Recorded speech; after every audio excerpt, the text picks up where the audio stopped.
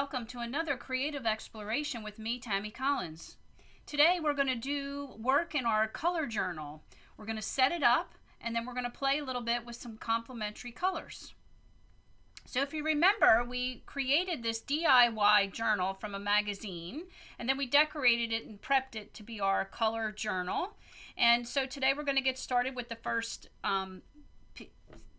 exercise, if you will, or challenge or instruction in here. And this journal, the pages were primed with white gesso, and I want to just thicken this up just a tear on this section because I want to go right over top of this page with color. So I'm putting on a coat of heavy-bodied acrylic white, titanium white. This will give us a nice surface to create our color wheel. And that's where we're going to start today. We're going to just do a basic color wheel so we can kind of play with it and get a feel for it. It's one of those types of things that, I've tried for years and can't seem to commit it to memory. And I don't really want to commit it to memory, but I want to have it easy to reference when I want it. And I understand the basic principles and concepts of it. And then I've internalized the color wheel and I just do the color exercises now and pull them as I'm led to do. So right now I'm going to make a basic color wheel on here. And I've pulled 12 colors to do a little bit of a more in-depth color wheel.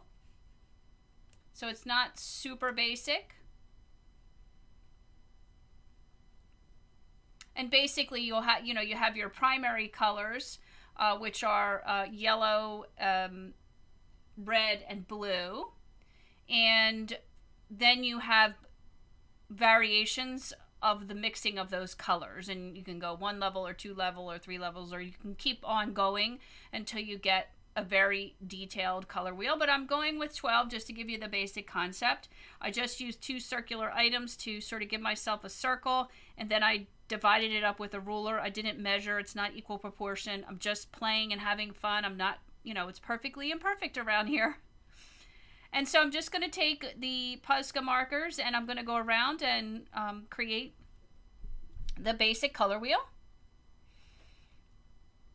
And, remember, this is supposed to be fun. We're not trying to make this super perfect. I mean, sure, you could take your time and really make this super detailed and make everything precision and perfect. And you're welcome to do that if that's what you choose to do.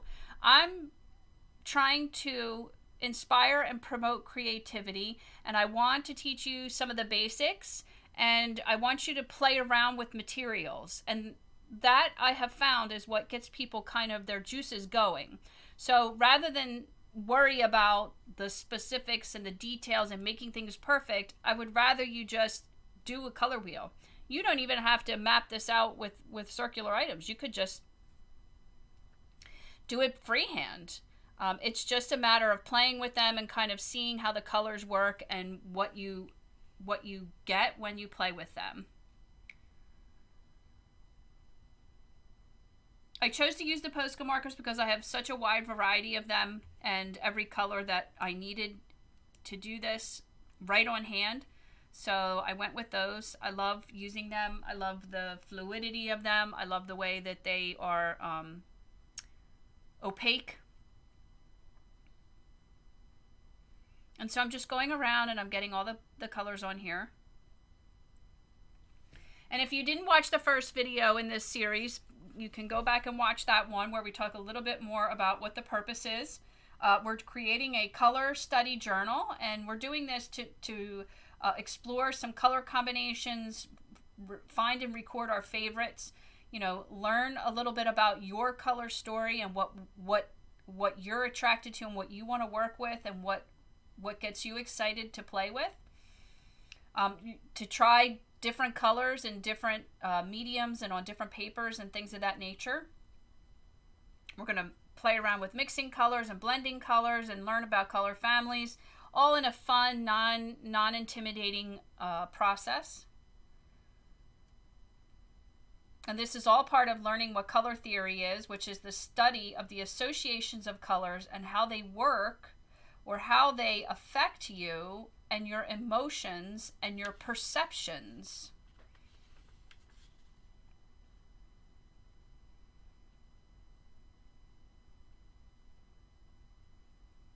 And I have not thought too far ahead about what I want to do in here, other than I'm just trying to show you how to play with the colors and teach you along the way some things about color.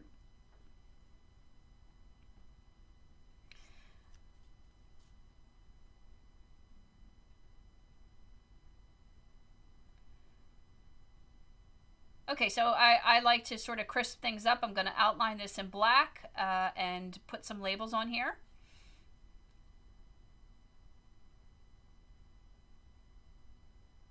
I thank you for being here. I hope that you are inspired to create. If you're new, please like and subscribe. If you haven't seen any of the other videos, this is the second video now in the Color Journal series. It's in the Creative Exploration playlist, and we're just going to be doing exercises, if you will, in this journal related to color.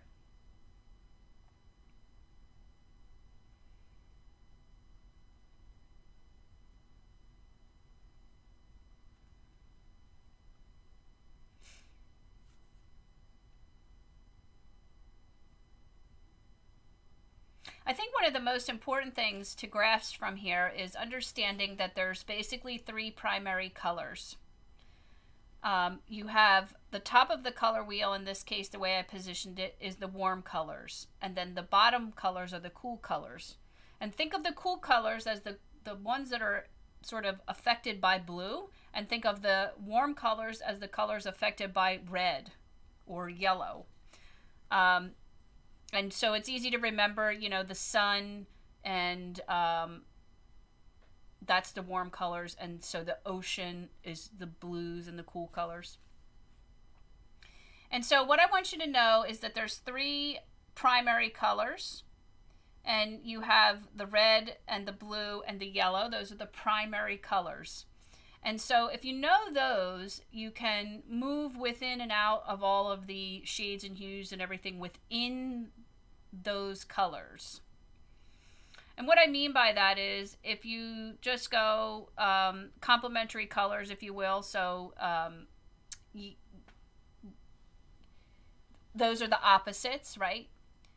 You don't have to necessarily be hard pressed to use exactly red. So you could use something within the red family, right? Orange, pink, something within that family.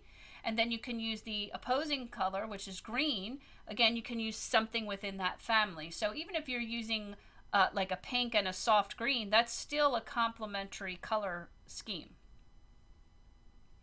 So there are some basic things that you want to know about the color theory process.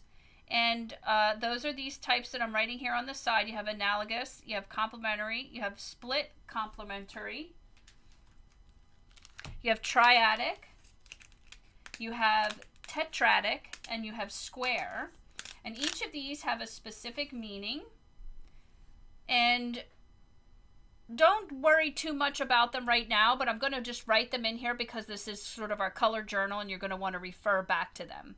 So analogous is three colors beside each other on the color wheel.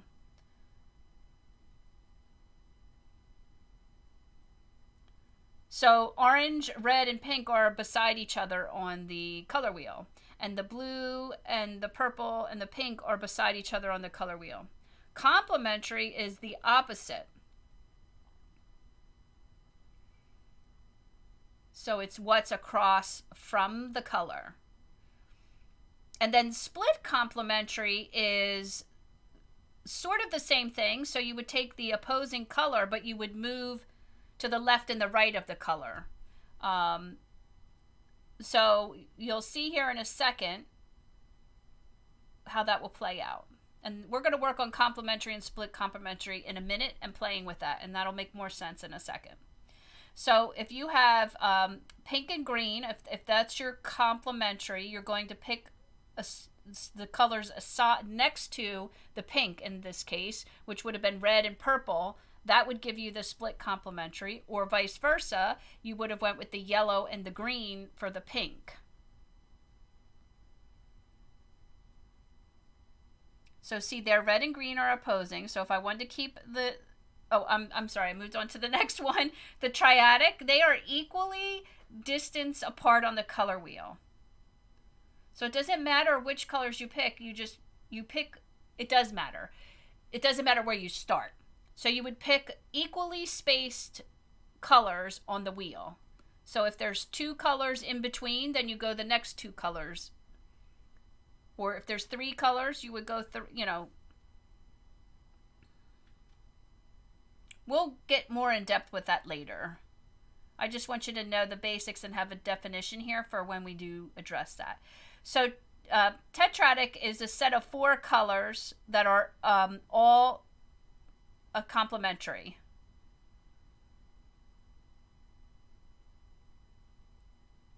And then square colors are 4 colors that are evenly spaced that will form a square. So if you were to draw a square on there,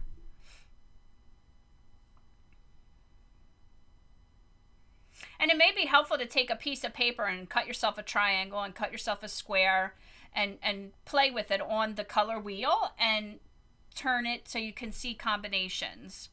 So now we're going to do complementary colors, and I've picked the same setup. Basically, we're doing pink and green, or red and green. I'm staying within that range, and I'm trying to show you that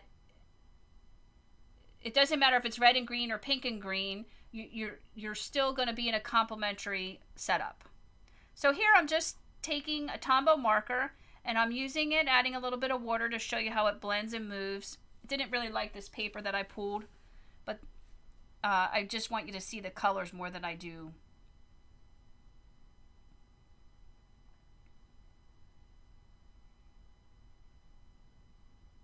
And then I'm just recording what number marker it is and what brand it is, so I know for future reference. That's a big part of doing a color journal, because you're going to come across colors that you love or combinations that you really respond well to, and you're going to want to know what that was. So this is just a piece of watercolor paper, and I picked 3 sets of complementary colors that we're going to put in our book here. And then we're going to do split complementary.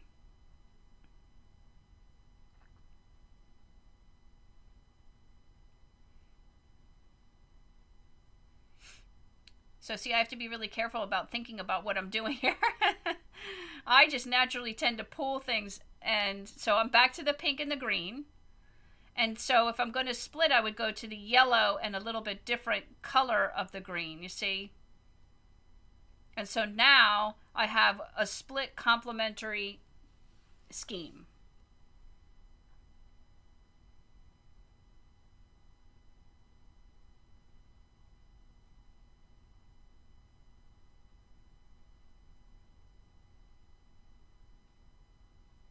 So this is kind of the technical part where I'm just trying to show you what happens. Once you have your color wheel, you can just play around in your journal until you are satisfied with what you've done. We did a DIY magazine journal, because we're just sort of goofing around and playing around with colors and exercising, if you will, and going through the process of understanding color theory.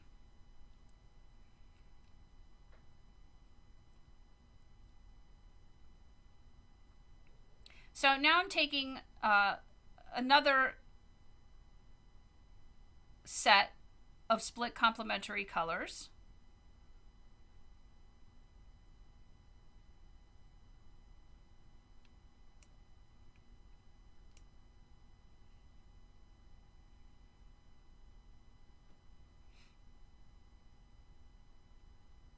So instead of the red and the green, I went slightly to each side, and got a little bit of a green that's sort of a yellow green, and then a little bit more of a turquoise blue.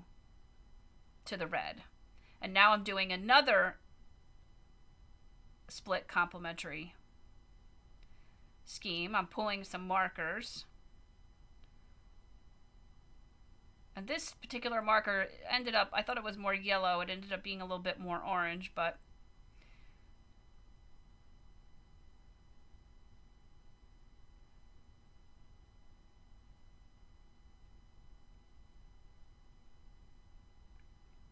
so that kind of threw that off a little bit, but I think where people get hung up with this is that they feel that they have to stay very specific. In other words, it's a straight yellow or it's a straight green or whatever those colors may be. And that's not necessarily the case. You're just mimicking the position on the color wheel. The color wheel can have many, many, many colors in all different hues, and you can move around that wheel a little bit, so you're not. So here's a great example of that. So I have these colors that I mixed up from a painting, and while they're not specific to the pink and green that I used in the Tombow, they sort of fit into that family, right? And so I'm just trying to show you here that it's a different material, so it's going to act differently, and I'm just showing you two complementary colors that still fall within sort of the same color scheme.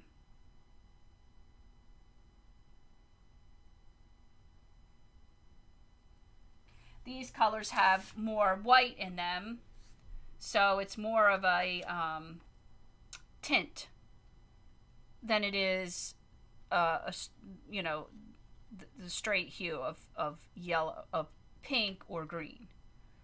We moved slightly because of the addition of the white into the color.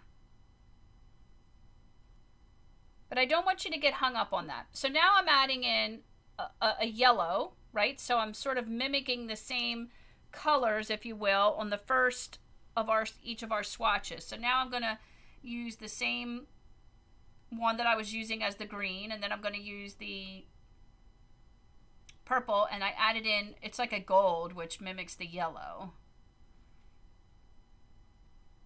And this is just how you sort of learn to play with and have a little bit of fun with it.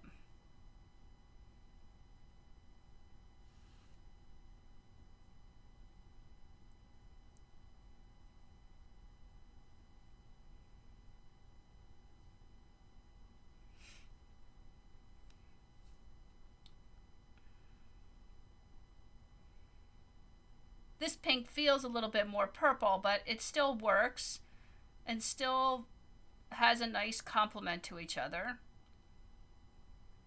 And now I'm just adding in some doodles. I really had no idea with how I wanted to do this, so I'm just adding some interest to it. I don't, I'll come back later and do some other things to it. Maybe, I don't know.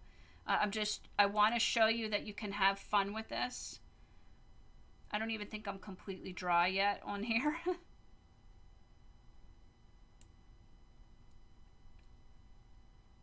But we're going to have a lot of fun in a minute because we're going to move to a whole other page, and we're just going to do some free, some free color exercises with this split complementary concept.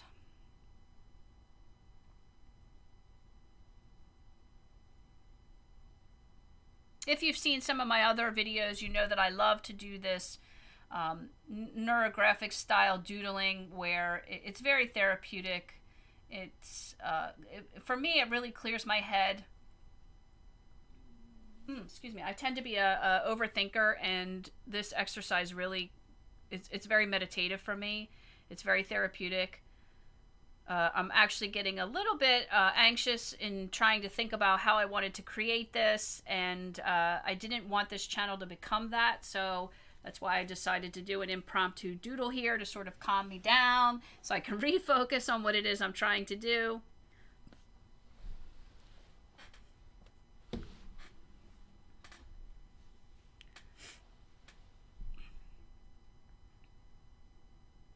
And then I'm just taking that paper that we did that on. I did that on purpose because I wanted it on the watercolor paper, and I'm just getting it glued in here.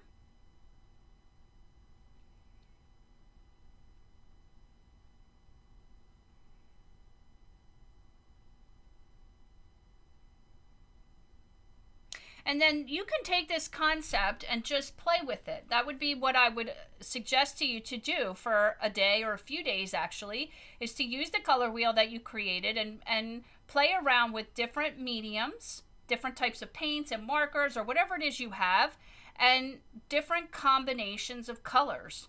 And just, it can be done just like this right here. So it's just sort of a swatch and you're just recording it. And the point of that is that you're going to begin to see like, wow, I really like the way those two colors are together. They get me excited. I want to play more with those colors. And this is how you begin to learn what your color palette is that's part of your, creativity and your style and what you're doing. So I'm going to use a split complementary color setup here. I'm going sort of with the yellow, and I'm thinking about the pink and the blue.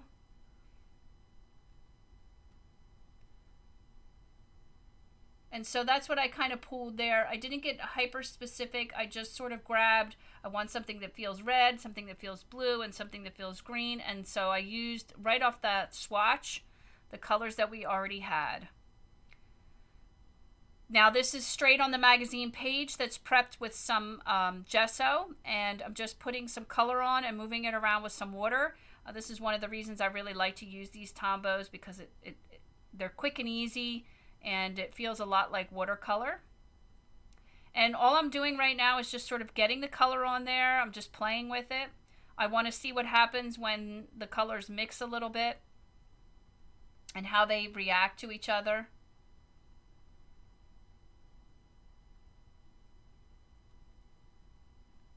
So now when you put the blue on there next to the red, you're going to end up with a little bit of purple start to appear when they mix, because red and blue make purple. And these are the types of things you're going to start to see and understand. So now you know when you use these products or any variation of red and blue and they blend together in your work, you're going to end up with a purple. Now the green, when you mix that, this is kind of a yellow green, so when I mix that with the red, I'm going to get an orange, and when it hits the blue, I'm going to get sort of a more of a green.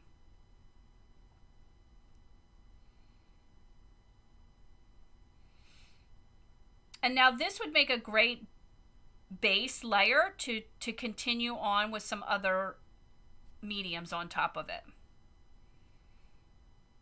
And we won't do that today in this video, but we will do that at a later date.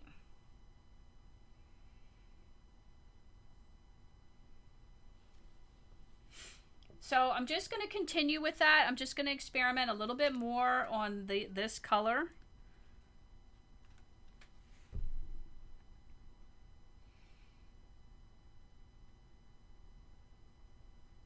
I hope you are enjoying this exercise. Let me know, what it inspired you to do. I'd love to hear if you're going to keep a color journal. If you have any questions, let me know. If you want me to go further in depth on anything, let me know. It's hard for me to know where everyone is in their creative journey, but I want to inspire those who aren't exercising their creativity, and so I'm assuming that we need to start with some basics.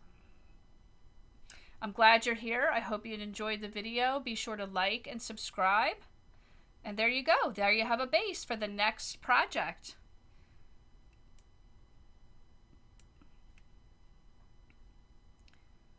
If you'd like to, you can continue on as many projects as you want, different color combinations.